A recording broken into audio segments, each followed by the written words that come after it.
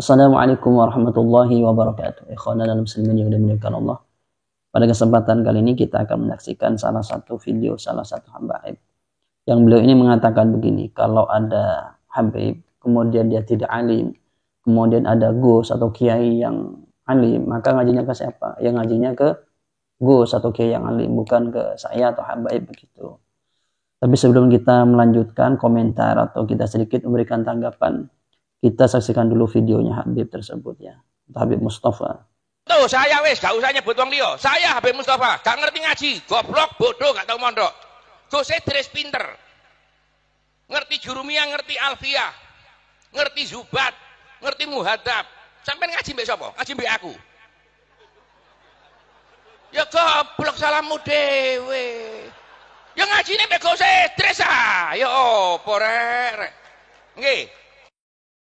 Kalau kita lihat ini Habib Mustafa, dia mengatakan kepada Gus Idris, Gus Idris ini Gus Idris yang mana, apa Malang atau gimana? Kayaknya di acara di khaulnya Mbah Hamid Pasuruan ini, beliau ini mengatakan begini, gak usah menandirkan orang lain, saya sendiri, berarti Habib Mustafa Al-Idrus.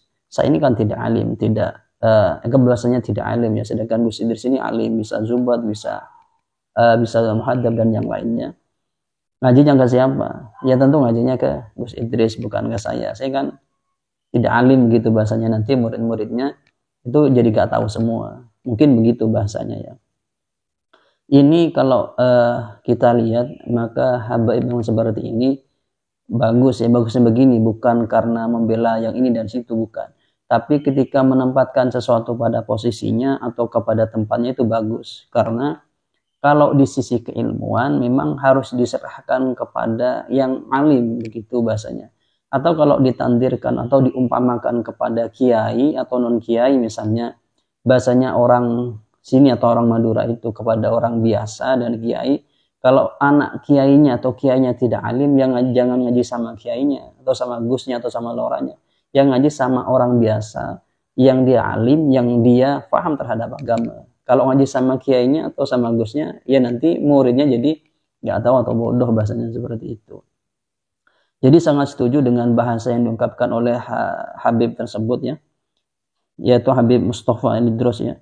Karena memang sesuatu ini kalau tidak ditempatkan kepada posisinya atau kepada sesuatu itu menempatkan pada posisinya, nanti menjadi rusak bahasanya seperti itu. Saya ingat salah satu hadis ya, yang ada di Sahih Muslim. Di sini ada hadis begini. An Abi Dzarrin qala qultu ya Rasulullah ala tasta'miluni qala fadaraba bi yadihi ala mankibi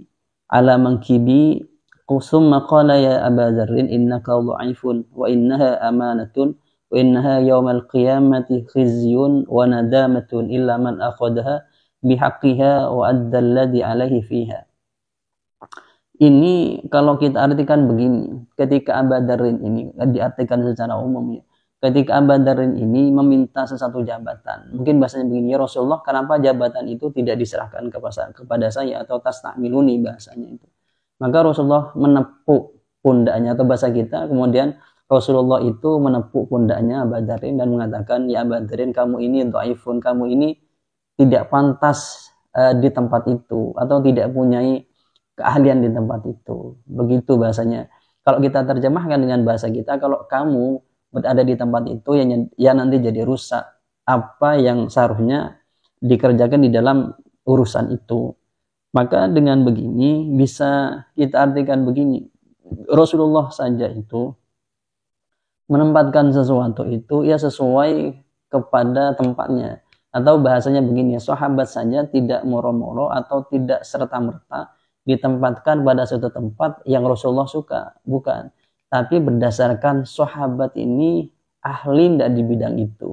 Kalau ahli ditempatkan, kalau tidak ahli tidak ditempatkan. Kenapa? Kalau kok begitu? Karena memang seharusnya seseorang yang berada di satu jabatan itu memang paham terhadap apa tugas kewajiban yang ada di tempat itu atau di jabatan itu. Kemudian kalau kita lihat juga ada hadis Nabi Shallallahu Alaihi Wasallam. Ini ada di Sahih Bukhari di nomor hadis 6015 gak keliru ya. Di sini ada begini. Rasulullah pernah bersabda, qala fa idza dhuyi'atil amanatu fantadiris sa'ah. Qala kaifa idha'atuha? Qala idza wussidal amru ila ghairi ahlihi fantadiris sa'ah.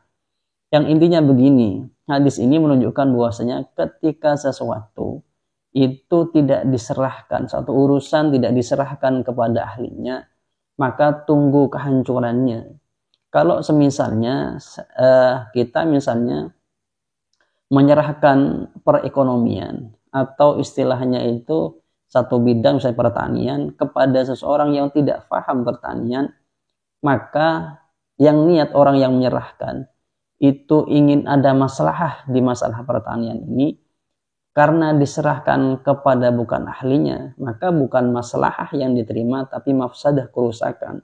Yang awalnya pengen sesuatu ini atau pertanian ini berkembang sehingga mendapatkan hasil, maka bukan hasil yang didapat tapi kerugian.